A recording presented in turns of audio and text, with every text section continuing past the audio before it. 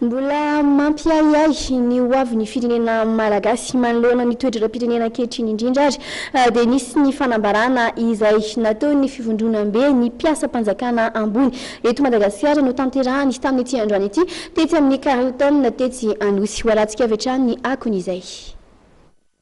Nandefa antsoavo fa navotam-pirenena ny fivondronam-be ny mpiasa-panjakana ambony eto Madagasikara manoloana ny toedraram-pirenena ankehitriny.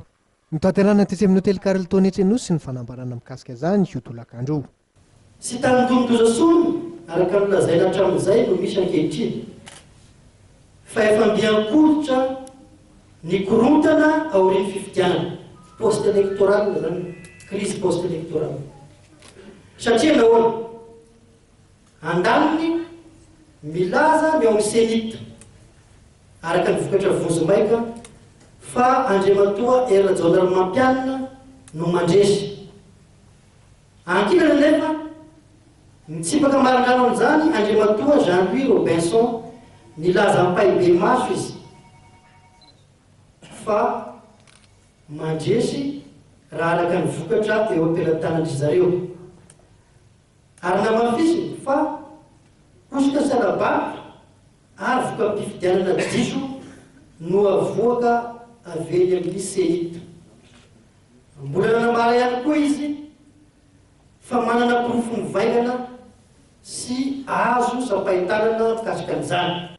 Fa nandefa sosikevitra izay mifatana ho an'ny senita ihany koa ny fivondronam-be ny mpiasa-panjakana ambony eto Madagasikara hisoroana izay krizy mety ateraky ny fifidianana hatrany. Manaiky ny senita sy ny CS izahay mba handray sy anatanteraka ireto fepetra ireto mba hisiany ny fifampitokisana izay no antoko ny filaminana. Voalohany, famoahana ho hitam-poko hitam-pirenena ny tableau mirakitra ny tsinjarana ireo bileta tokana tany amin'ny bureau fandasam-bato araka ny numéro de série amin'ny teny vahiny. Publication du tableau de répartition des bulletins uniques par bureau de vote selon les numéros de série. Faharoa, fampitoviana ny voka-pifidianana. Confrontation des procès-verbaux des bureaux de vote.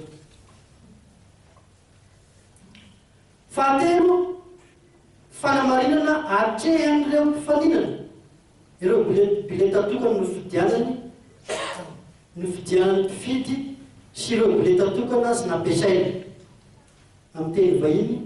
Vérification contradictoire des bulletins exprimés et des bulletins non exprimés.